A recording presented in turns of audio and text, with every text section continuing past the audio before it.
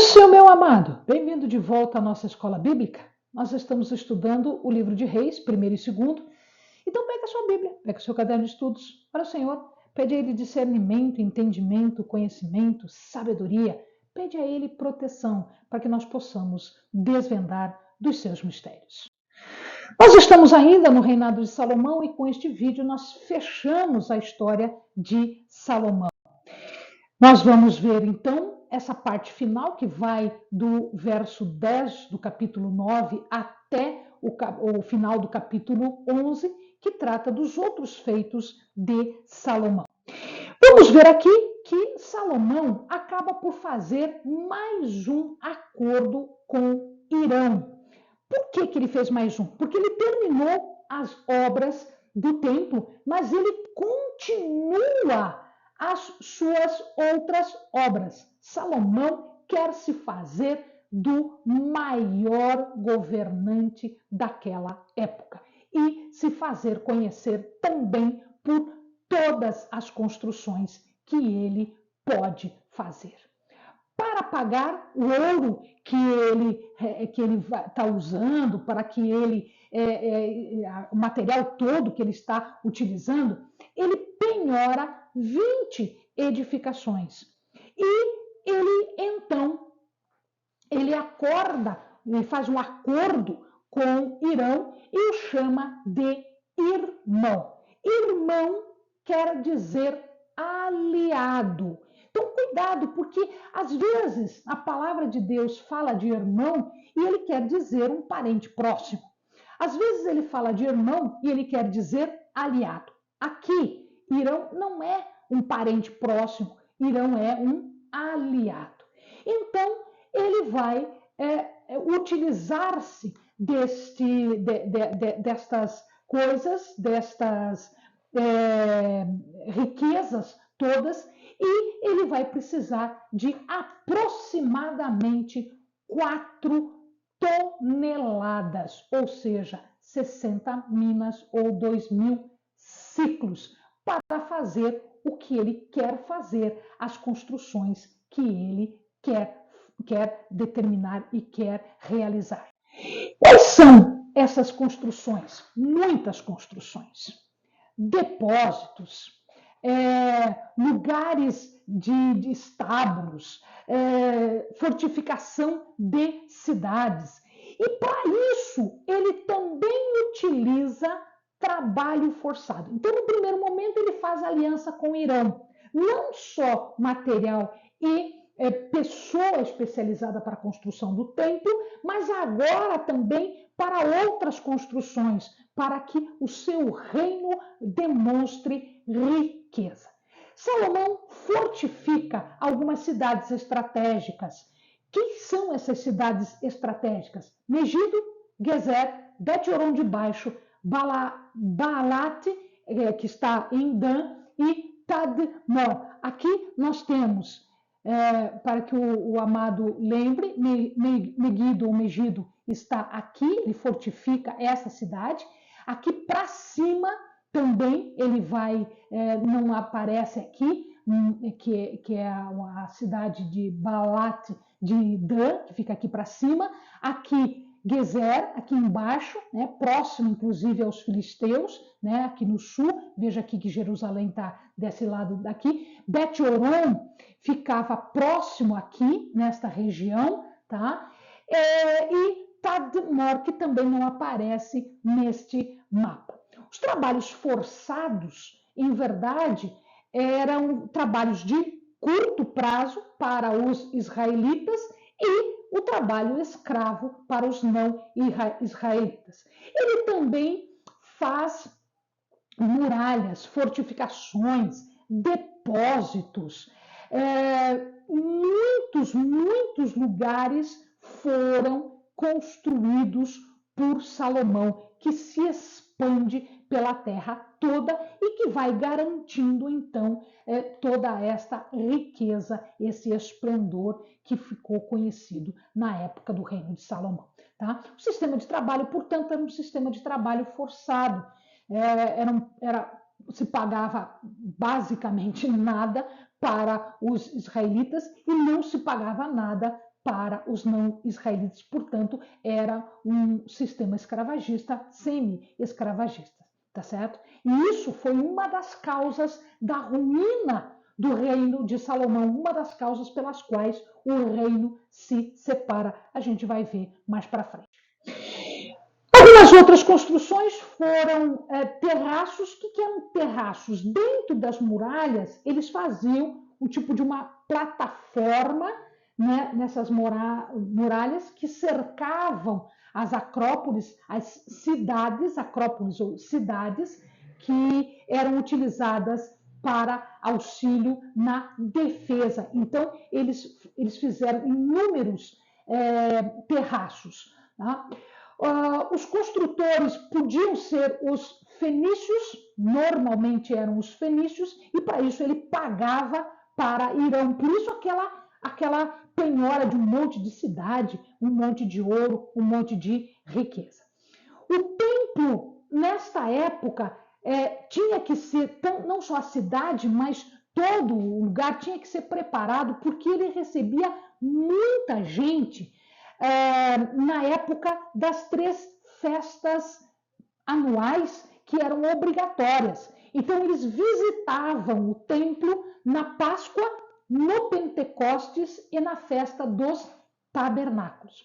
Uma outra coisa interessante que Salomão fez, e ele fez em conjunto com Irão, um pacto com Irão, por isso que Irão foi chamado de irmão, foi a construção de portos utilizados para a marinha de Salomão. Se o amado observar aqui, este aqui é o Mar Vermelho. Então, aqui nesse quadradinho, nós temos uma imagem menor e dá para ver toda a área. Então, aqui está o Egito, isso aqui é o Egito, o Nilo é esse fiozinho azul aqui. Aqui está o Sinai, este é o Sinai, e aqui é o Mar Vermelho, e aqui na ponta, agora você olha para o mapa maior aqui, ó, está Ezion-Geber. Provavelmente era esse o lugar de Ezion-Geber, onde foi feito um porto. Também foi feito um porto em Elat. Esse existe até hoje. Só para o amado ter ideia, aqui em cima, esse aqui é o Mar Morto, e aqui é Cades Barneia, que é uma cidade conhecida lá no tempo em que eles estavam visitando o deserto por 40 anos. Então, aqui existiam portos onde, no Golfo de Acaba, Mar Vermelho, e que foi utilizado por Salomão e por Irão no seu empreendimento de comércio marítimo. Eles usavam esse porto para buscar produtos na África. Aqui é a África, tá, gente? Aqui no final é a África. Então eles faziam as suas navegações e eles iam buscar ouro, principalmente de uma localidade chamada Ofir, que ficava no sul da Arábia ou do lado da África. A gente não tem muita certeza disso. Esse porto foi destruído e depois ele foi reconstruído por Jeorão e Azarias para o aproveitamento, mas nunca com a tal da riqueza que foi no tempo de Salomão.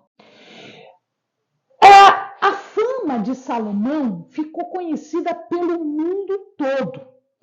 E uma das principais histórias que se conta a partir desta fama foi a visita da chamada Rainha de Sabá.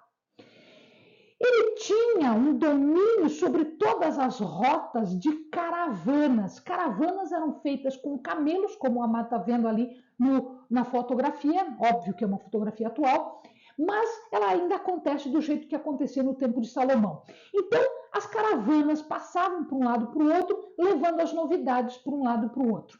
E aí, a Rainha de Sabá veio conhecer Salomão. E ela fez uma visita especial para Salomão.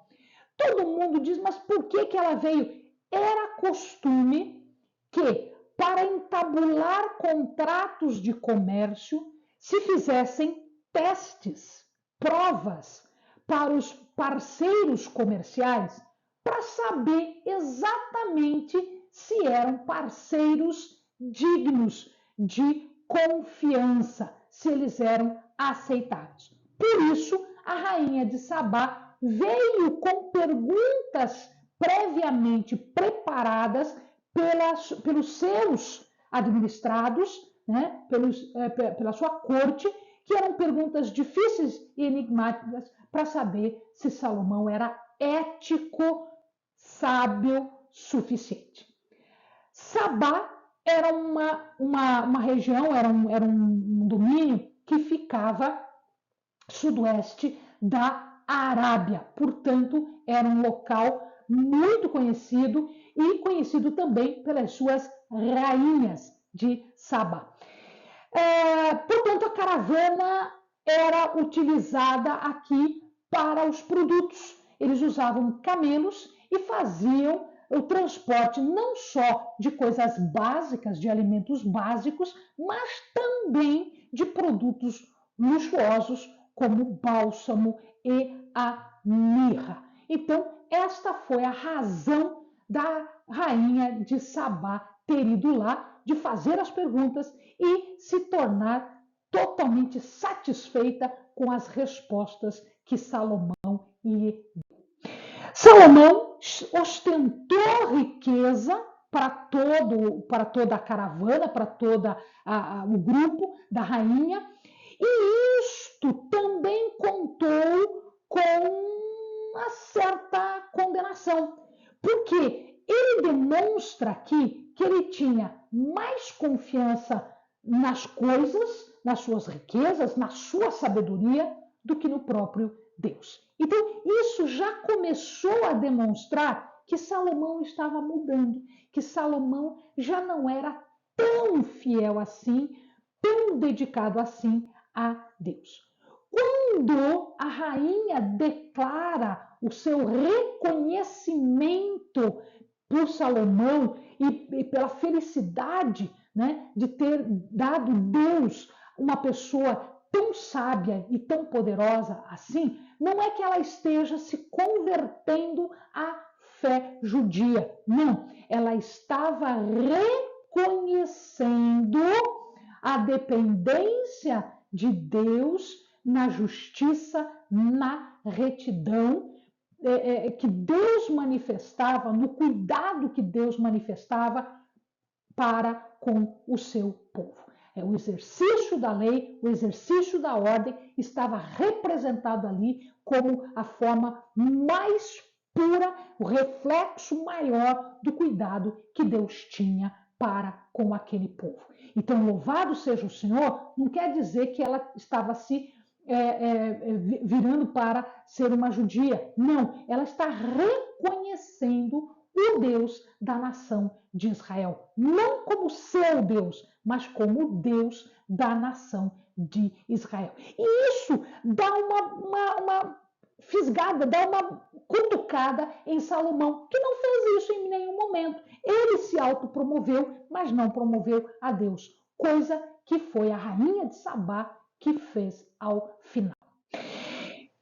Outras manifestações de riqueza de Salomão, nós vamos observar que o rendimento de ouro era 666, olha o número, 666 talentos de ouro por ano, o que dava mais ou menos 21, quase 22 toneladas de ouro.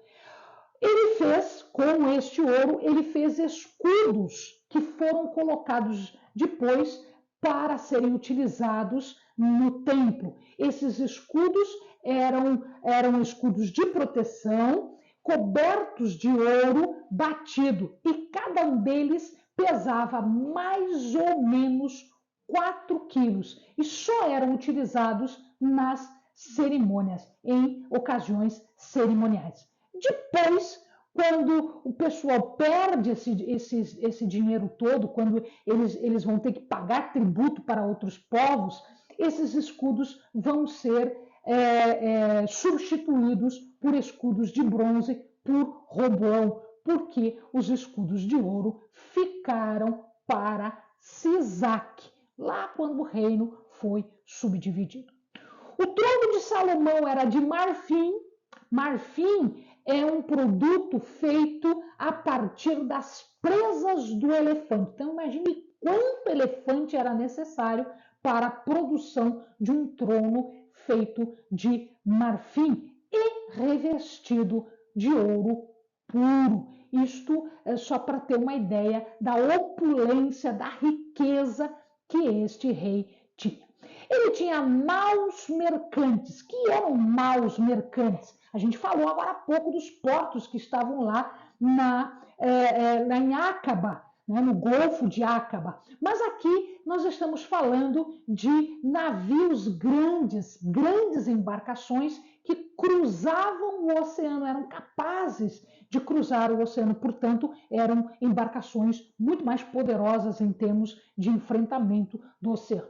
Quem foi o responsável por isso foi a técnica dos fenícios.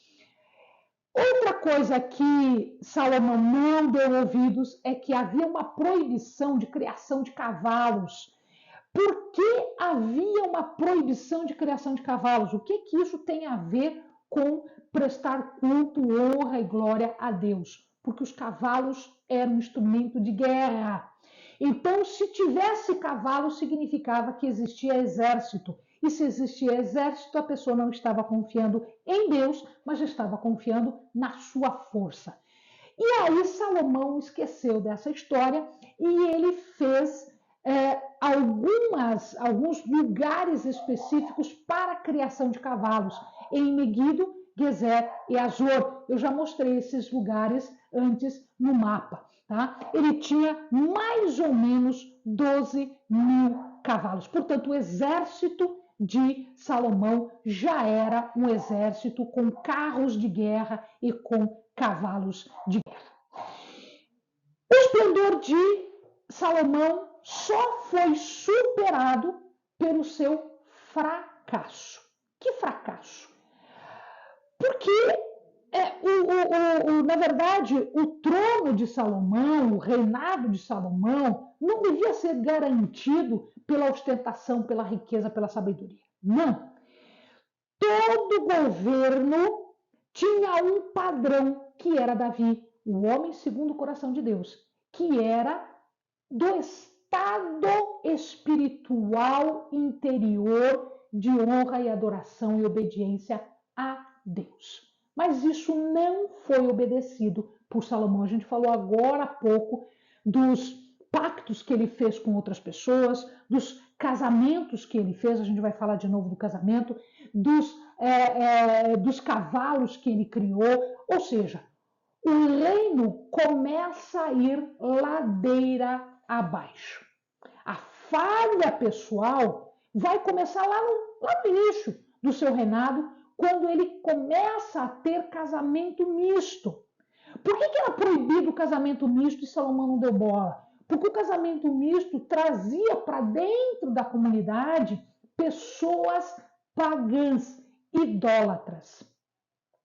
Então, havia um harém, né? A Bíblia fala que ele tinha muitas mulheres. Ora, a poligamia, né, o casamento múltiplo, não era proibido. Né? Davi mesmo, teve 15 esposas. Então, a poligamia, os vários casamentos não eram proibidos. O problema é que Salomão casa com pessoas de fora. Ele tinha casamentos com mulheres moabitas, com mulheres amonitas, edomitas e fenícias de Sidom e sírias. Ou seja, ele se cercou de mulheres pagãs, idólatras. E isso trouxe para dentro do seu reino uma desobediência, um paganismo.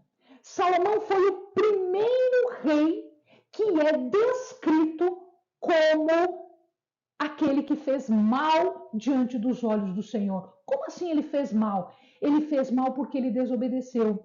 Ele fez mal porque ele idolatrou. Ele fez mal porque Salomão construiu templos, adorou a deuses falsos. Ele foi idólatra. Alguns acham que não sei o quê, mas a palavra diz isso. A falha pessoal dele começa com esses casamentos, começa com impostos absurdos, que isso era contrário à lei também, né? Sobrecarregar o povo de impostos. Isso foi denunciado por Jeroboão, e isso foi a causa da ruptura dos reinos. Tá? A falha de Salomão foi muito grande e só esta falha suplantou a riqueza e a sabedoria, a fama de Salomão. Então, tudo isso que eu estou dizendo foi somando e Deus se desagrada. Deus se desagrada pela desobediência. Deus se desagrada pela idolatria. Deus se desagrada por isso tudo e ele faz um julgamento divino. Nós vamos ver no próximo vídeo que Deus vai falar com Salomão e vai dizer: eu vou tirar de você o reino.